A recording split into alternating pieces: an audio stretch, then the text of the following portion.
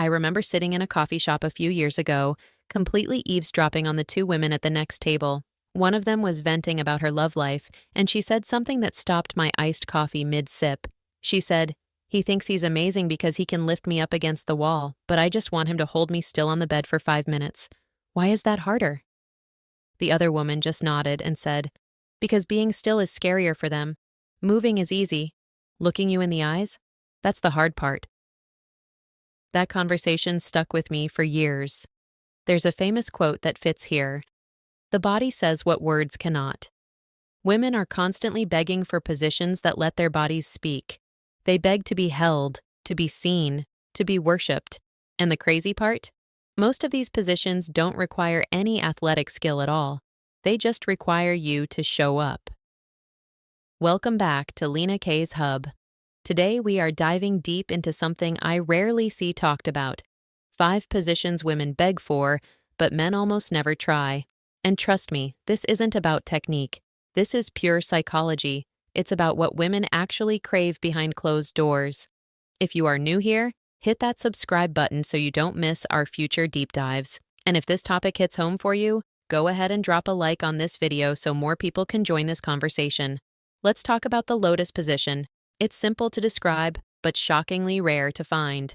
The woman sits in the man's lap, wrapping her legs around his waist, while he sits cross-legged. You are face to face, chest to chest. There is zero distance between you. This is the first thing women crave about it, the proximity. In this position, your bodies are stacked. It isn't about thrusting or power, it's about rocking. It's a gentle, slow rhythm that requires the man to sit still and hold her weight. For a woman, this is where the psychology kicks in. When she wraps her legs around him and he holds her there, she is completely vulnerable. Her face is right there. He can see every expression, every flutter of her eyelids, every bite of her lip. Many men avoid this because it feels passive. They feel like they aren't doing anything, or they worry they look silly just sitting there. But for a woman, a man being intensely present in that stillness is the most active thing he can do. She feels his breath on her neck. She can run her fingers through his hair. She can rest her head on his shoulder. It turns intimacy into a full-body hug, which is something women are biologically wired to crave. It also forces a different rhythm. You cannot rush in the lotus. If you try to move too fast, you lose your balance. You have to sync up your breathing. You have to look at each other. When a woman begs for this, she isn't begging for a physical position. She is begging for emotional safety. She wants to feel held, not just entered. She wants to feel cherished, not just pursued. It is the difference between a physical act and a spiritual connection. When a man finally tries it, he usually realizes that the intensity of eye contact and the warmth of her body pressed against his is a feeling no amount of acrobatics can ever replace. It's the feeling of being truly invited in. Next up, spooning. On the surface, it sounds like the lazy option, the thing you do when you're too tired for anything else. But that is a massive misunderstanding of what spooning actually offers. It's the man lying on his side, curved behind the woman, his chest pressed against her back. He is the big spoon. She is the little spoon. That visual alone explains why women want it so badly. It is the ultimate position of being sheltered. When a woman is curled up and a man wraps himself around her, she is literally surrounded by him. His arm is around her waist, his legs are tangled with hers, and his mouth is right by her ear. There is nowhere to hide. She is completely exposed with her back to him, which requires a level of trust that is incredibly intimate. She is giving him her blind spot. Men sometimes skip this because it feels secondary, like it belongs only in foreplay or aftercare. But for a woman, the main event is often the feeling of being wanted while she isn't performing. In spooning, she isn't facing him. She doesn't have to smile, make the right face, or look a certain way. She can just exist. And when he holds her like that from behind, it sends a powerful message. I want you even when you aren't looking at me. The sensation is also unique. It allows for a slow, grounding rhythm that is more about depth than speed. It's a whisper, not a shout. There's also something deeply primal about it. When a man spoons a woman, he is essentially building a fortress around her with his body. She feels his heartbeat on her back. She feels safe.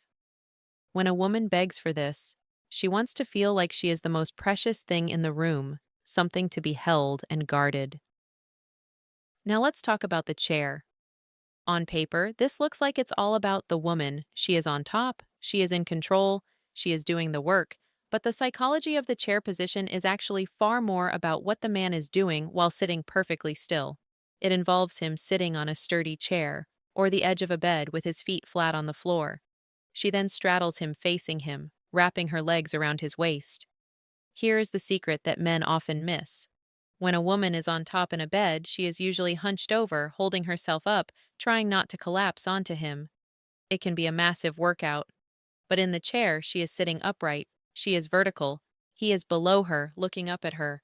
For a woman, being looked up at while she is in control of the rhythm is an incredibly empowering feeling. She feels worshipped. Men sometimes resist this because they feel removed from the action. They feel like they are just a seat. They would rather be standing or moving or doing something that feels like leading. But women don't want to be led 100% of the time. Sometimes a woman wants to put on a show. She wants to lean back slightly, place her hands on his knees, and move in a way that feels good to her. She wants to see his face as he watches her. The chair allows for a level of eye contact that is different from lying down. He can see her entire body. He is the anchor. She is the movement. It is a perfect balance of give and take. He gives her the stability and the safe place to land, and she gives him the view and the intimacy. She gets to be the star of the show, but only because he built the stage for her. Let's move on to legs on shoulders. This is one of those positions that looks intense in the moment, and it certainly can be, but the psychology behind why women beg for it is often totally misunderstood. It starts with her on her back, and then he takes her legs and lifts them, resting her ankles or calves on his shoulders. He is essentially folding her in half. Physically, this allows for deep penetration. That's the obvious part. But for a woman, the emotional component is much louder than the physical one. When her legs go up, she becomes completely open. There is no crossing her legs, no closing off, no hiding. She is lying there exposed with her legs framing his face. It is the ultimate position of surrender. She is saying, "Here I am. I trust you completely." Men sometimes avoid this because it looks like a lot of physical work. You are holding her legs, supporting her weight, and leaning into her. But what men don't realize is that the woman is not looking for acrobatics here. She is looking for the feeling of being completely vulnerable while the man looks at her.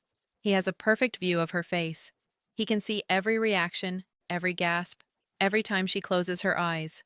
There is no turning away. There is also something about the angle that changes the physical distance. He is covering her, hovering over her, surrounding her. She feels small and delicate. And when he looks down past her legs, straight into her eyes, it creates a line of sight that feels incredibly magnetic. When a woman begs for this, she is begging to be unfolded. She wants to be opened up and explored, but gently. It is a test of trust passed in real time. Finally, let's talk about the seated oral position. This is the one that requires the most from the man physically, but gives the most to the woman emotionally. It's simple. She sits on the edge of the bed or on a sturdy chair, leaning back slightly. He kneels down on the floor in front of her. That's it. He is on his knees looking up. Men often skip this instinctively. It's not that they don't want to please her, it's that kneeling feels vulnerable. In a world where men are taught to lead and stand tall, getting down on your knees in front of a woman can feel like lowering yourself. But here is what women understand that men sometimes miss. When a man kneels, he isn't lowering himself, he is elevating her. For a woman, being in this position is purely about receiving. It is about being allowed to just sit there, to lean back, to close her eyes, and to receive pleasure without having to give anything back in that moment. She doesn't have to perform. She doesn't have to contort her body. She just gets to exist and feel. There is also the visual power of it. She looks down, and there he is.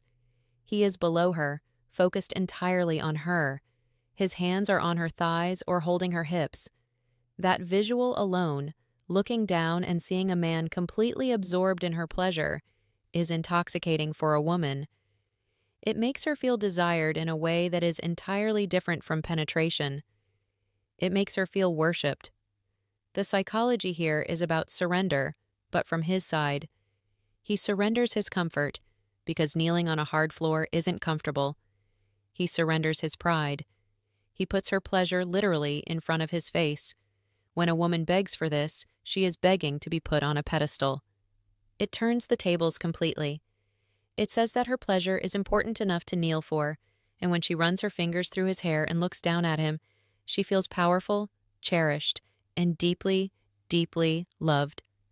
Thanks for spending time with me on Lina K's Hub.